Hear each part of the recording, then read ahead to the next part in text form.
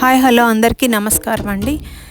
దేశంలోనే మొట్టమొదటిసారిగా ఆంధ్రప్రదేశ్లో పేరెంట్ టీచర్స్ మీట్ ఈరోజు అంటే డిసెంబర్ 7వ తారీఖు 2024న నిర్వహించడం జరిగింది.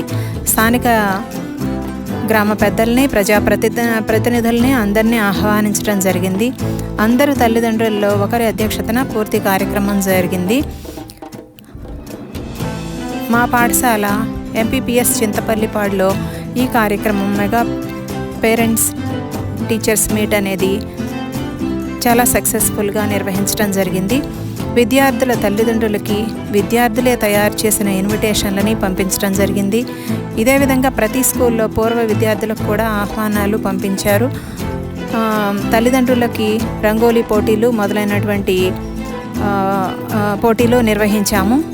పిల్లల ప్రోగ్రెస్ మీద ప్రత్యేక కార్డులు, విద్యార్థి ప్రోగ్రెస్పై ప్రతి పేరెంటు స్టూడెంట్కి ప్రత్యేక వివరణ ఇవ్వడం జరిగింది. పేరెంట్స్ నుంచి విద్యా విధానంపై సలహాలు, సూచనలని సేకరించడం జరిగింది. విద్యార్థులకు ఏర్పాటు చేసే మధ్యాహ్న భోజనమే తల్లిదండ్రులకు కూడా పెట్టడం జరిగింది. భోజనం ఎలా ఉందనే దాని మీద తల్లిదండ్రుల నుంచి అభిప్రాయాలను సేకరించాము. రాష్ట్ర వ్యాప్తంగా ఉన్న 45,094 ప్రభుత్వ ఎయిడెడ్ పాఠశాలల్లో మెగా పేరెంట్ టీచర్స్ మీటింగు నిర్వహించడం జరిగింది. మధ్యాహ్నం 1 గంట వరకు, ఉదయం 9 గంటల నుంచి మధ్యాహ్నం 1 గంట వరకు ఈ సమావేశం కొనసాగింది. విద్యార్థులు, స్కూళ్ల అభివృద్ధిపై టీచర్లు, తల్లిదండ్రులు చర్చించడం జరిగింది. తల్లిదండ్రులకి వినోదాత్మక కార్యక్రమాలు నిర్వహించడం జరిగింది. మా పాఠశాలలో జరిగినటువంటి కార్యక్రమంలో విద్యార్థుల యొక్క తల్లిదండ్రులు, గ్రామ పెద్దలు, ఓల్డ్ స్టూడెంట్సు మరియు ప్రజాప్రతినిధులు, అంతేకాకుండా సంఘ పెద్దలు, ఓల్డ్ స్టూడెంట్స్తో పాటు సచివాలయానికి సంబంధించిన సిబ్బంది అందరూ హాజరయ్యారు.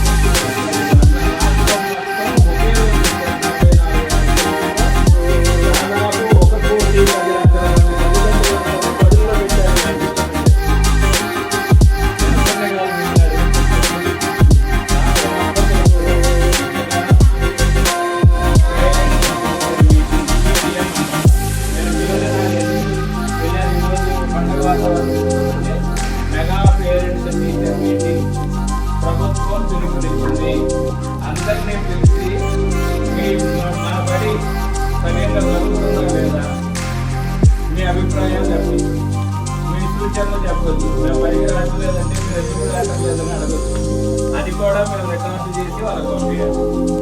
బడికి వస్తున్నాం, గవర్నమెంట్ వర్క్ బుక్స్ తీసుకుంది.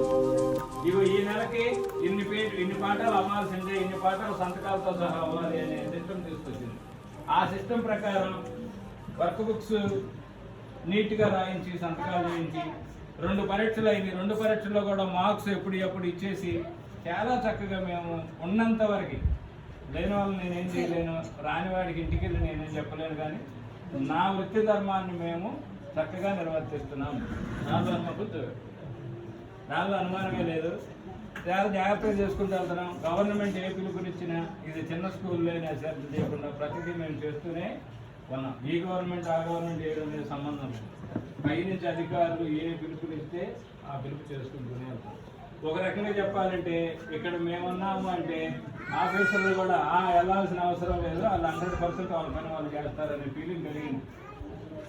ఇక్కడ లేదు మన ముందు వెళ్ళి వస్తున్నాడు